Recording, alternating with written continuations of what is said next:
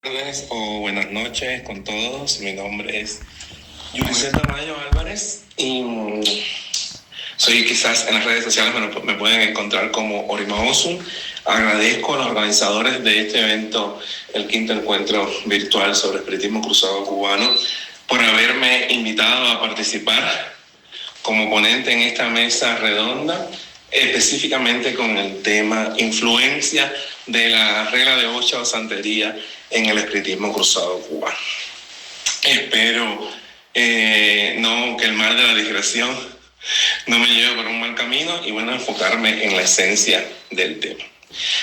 Lo primero y lo más importante, creo yo, es entender cuáles fueron los momentos históricos en los que estas dos, y voy a llamar en primera instancia tradiciones, se unen. Hay que entender que como Cuba, colonia de España, del reino de España en aquel momento, comienza a importar mano de obra esclava.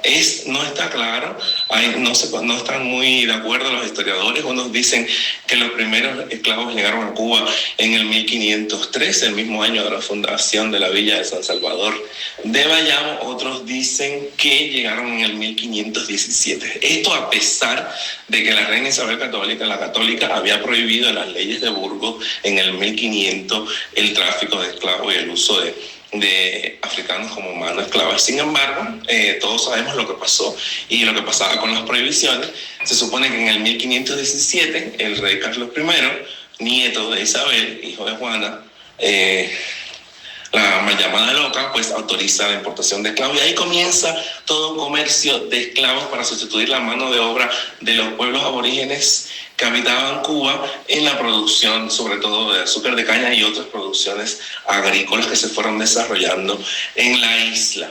Y evidentemente todos estos pueblos que fueron sacados por la fuerza de su tierra natal en África, sobre todo toda la costa este de África, llegaron aquí, se encontraron con otro entorno y comenzaron a cultivar o a recultivar, a reencontrarse con la esencia de su tradición religiosa en territorio cubano. Ya aquí comienza el primer sincretismo: cómo consolidar, cómo comenzar a sobrevivir con tus creencias en un entorno nuevo, con esa influencia del catolicismo que ya tenían los colonizadores españoles, pero además conviviendo aún con lo que quedaba de estos pueblos aborígenes.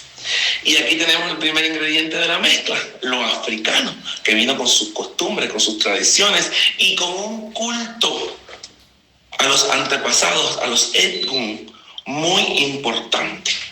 Entonces, desde el punto de vista de la tradición yoruba, los Egun se pueden clasificar de diferentes formas. Hay diferentes categorías. Con esta Egun Chebo, que son los espíritus protectores adquiridos por diversas razones. Están los Egun Ara, que son los Egun consanguíneos, es decir, los familiares de sangre. Entiéndase que también en la religión yoruba el concepto de sangre está la sangre como che directa de familia, pero está la familia, el oyare de religión, ¿ok? Eso es importante. Están los Egun Ore, que son los espíritus de amistades o de gente conocida que practicó el mismo credo. El Egun Ori o Egun Ori, que se supone que es el Egun que lidera el pensamiento. Esto es un concepto complicado dentro de la religión yoruba. Lo voy a mencionar, pero no lo voy a tocar muy a fondo. Está Egun Epin, que se supone que dentro de los espíritus familiares es un líder, es un espíritu guía. Dentro de los espíritus familiares está el Egun Awo, que son los Egun de los babalaos. Está los Egun Merinlaye, que son los Egun que representan los 4 puntos cardinales. Está el Egun Ni Inle o Inle, que son los Egun que habitan en los lugares, en la casa, en los sitios, en los predios. Egun Buruku o Buruque, que son los espíritus oscuros enviados. Egun Ni Araonu o Aronu, que son los espíritus de alto plano. Y están los Egun Igondo, que son los Egun necesitados, que se pueden dar y pueden tener diferentes naturalezas. Como ustedes ven, o como podrán escuchar, hay varias clasificaciones. Ya el concepto de la religión yoruba trae una clasificación de esto.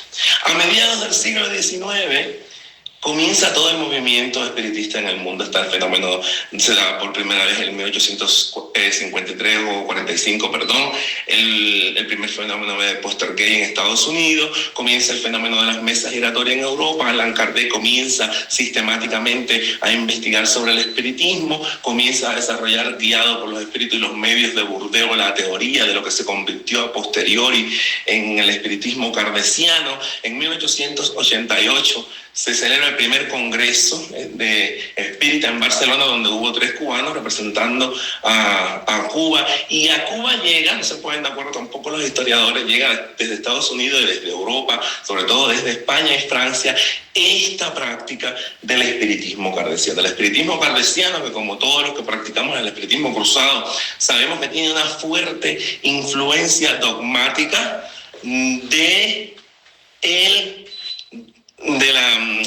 la doctrina cristiana. Porque si ustedes ven dentro del Pentateuco del libro que escribe Allan Kardec, ya desde el momento en que son 5 libros, que hay un Pentateuco cristiano, en las Sagradas Escrituras hay un Pentateuco espiritista, ya vemos un paralelismo. Pero luego todo el concepto dogmático y doctrinal del espiritismo kardeciano recae en la fe, la esperanza y la caridad, que son 3 dogmas que se arrastran desde el cristianismo. Caen en la Santísima Trinidad, el concepto de Dios Padre, Dios Hijo, Dios Espíritu Santo como una esencia verdadera, concepto totalmente cristiano, que si bien ha existido en otras religiones trimurtis o trinidades o formas trinitarias de 3 esencias en una sola, como existe en la Trimurti del hinduismo, como existía en las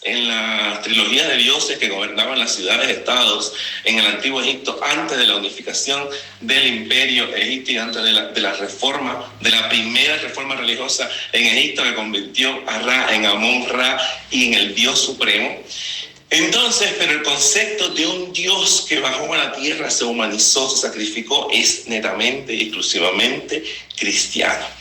Entonces, la doctrina kardeciana, este principio del espiritismo kardeciano, se basa y trata de hacer un paralelismo entre el evangelio de Jesucristo y un evangelio espiritual guiado por lo que él aprendió. Esto le da un fuerte contexto católico cristiano al espiritismo kardecista o kardeciano, y hace que sea más fácil en el entorno de Cuba asimilarlo, porque la principal religión, o al menos la dominante dentro de la Cuba de mediados del siglo XIX, era la religión católica. Por tanto, en principio no se generaba ningún conflicto de dogma. Pero ¿qué pasa?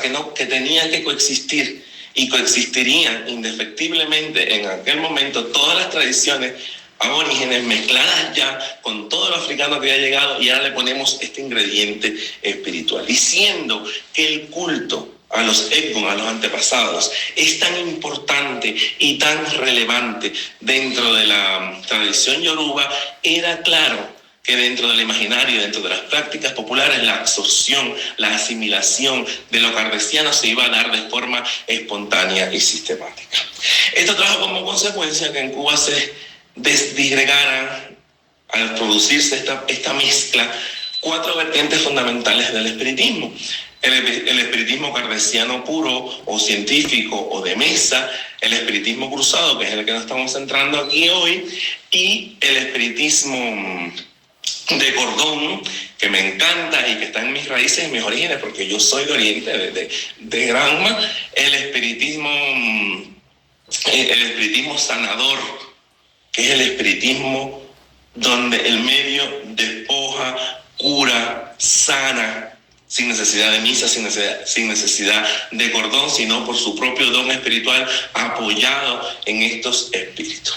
Pero bien, ¿cómo impactó esta mezcla del culto a Egun en la religión yoruba a lo que resultó luego ser estas prácticas espirituales, y específicamente al espiritismo cruzado cubano de Bóveda?